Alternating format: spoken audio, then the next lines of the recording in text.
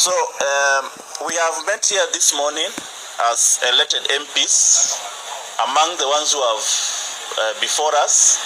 In addition, we have Honorable Kibangendi, who is supposed to be here, Honorable Sothi, who is supposed to be here, Honorable Edwin Sifuna is supposed to be here, and they are part of this statement they have all signed. And we have met here as elected MPs and members in good standing of the Orange Democratic Movement Party to set the record straight with regard to recent happenings within the party. We wish to make clear that many of us, if not all of us here, were present during both the ODM and the Azimio parliamentary group held on the 12th of July at the Jaramogi Foundation in Nairobi.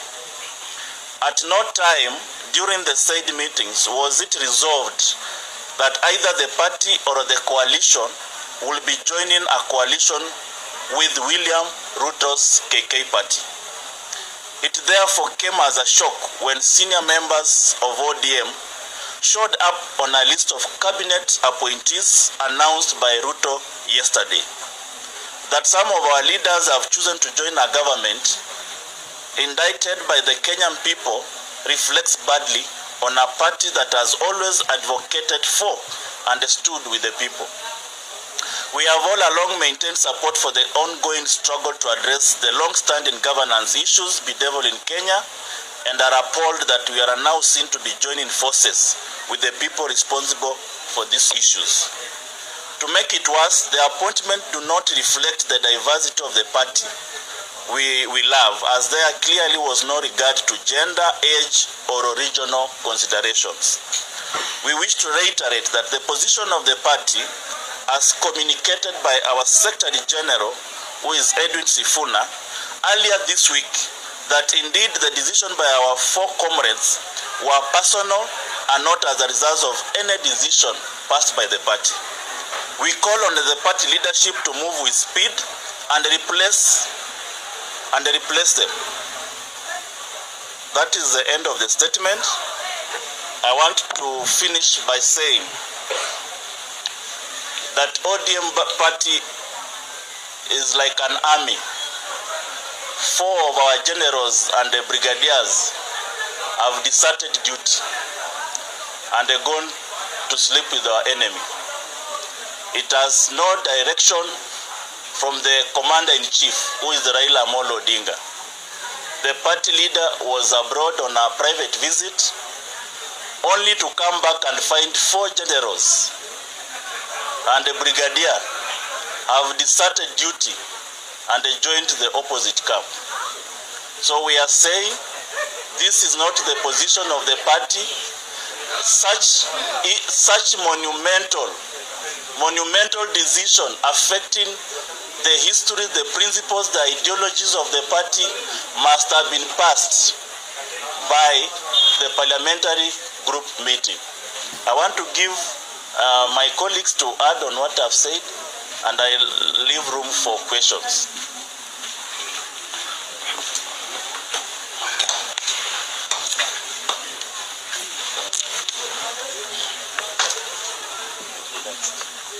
As a party, as elected members of the party, we want to reiterate and want to be very clear that ODM is an organized party and has got very elaborate structures and elaborate decision-making process as enshrined in its constitution. ODM has always been people-centered, has always practiced social democracy, where everybody matters and where the welfare of the people of Kenya matters. ODM is ODM what it is because of those long-held values.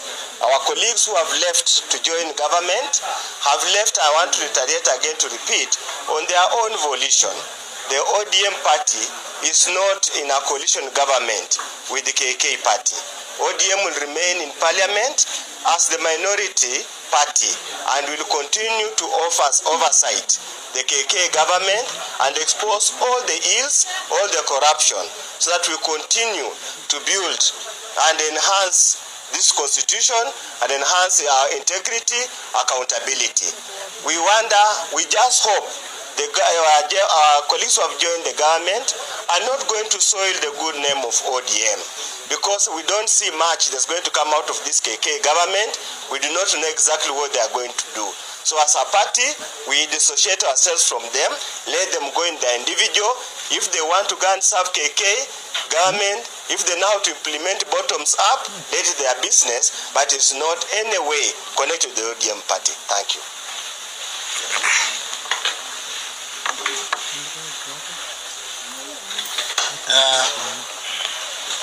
Mine is very brief. One, that I want to wish those who have relinquished their party positions to join government well. And I want to declare here that I will be offering myself to replace one of the leaders who has left the party, so that we can continue with the ideals of this party. The public is wondering whether really it was the right time for us to abandon the cause. And we are telling the public we have not abandoned the cause. It is just generals who have downed tools, and other generals must be appointed to take over the war at the battlefront. Finally, I want to say this. ODM is a national party. We cannot reduce it to sharing seats tribally. It is very, very unfortunate. It is unfortunate that we lost over 50 young people in the last 1 month. It's unfortunate that we lost 75 people last year.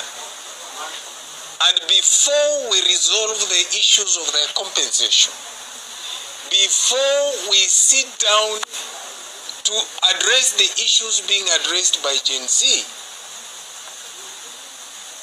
we behave like vultures. It's totally unfortunate. And like my Honorable Ounda said, we dissociate ourselves from individual decisions of members of the party. Thank you. Yeah, question. Yes. Two things. The names submitted, the names and all that, they're coming for vetting and all that. What will be your individual position when they come for vetting? And then the second question that Kenyans across are asking, and it's serious. Can the four individuals go on their own without the blessing of the party leader? Knowing the way ODM has been and all that, and the other political parties, can they go on their own without the blessing of the party? Can people believe that it was they are on their own and not without the blessing of the party leader? Who had talked of dialogue and who had... Yes, as much as there is a party leader, but ODM operates under certain structures, and one of the highest decision making is a parliamentary group that was called upon last week that comprises members of parliament and also members of the National Executive Council. They sat, we deliberated on the issue of dialogue, and we said that the only thing that ODM is ready to engage KK is a National People's Convention.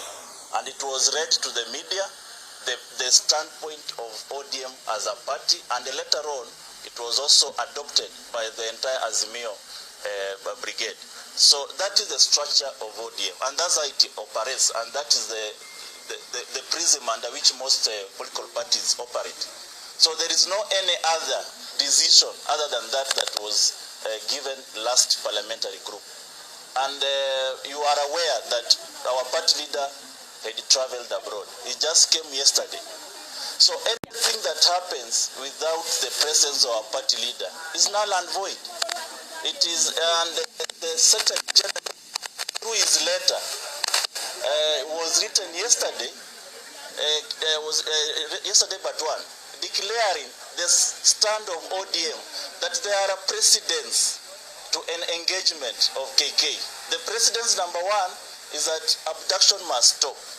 Secondly, all the people have lost life in the struggle from when Azimio was on the streets up to when the Gen Zs have been on the streets. All of the families affected must be compensated fully.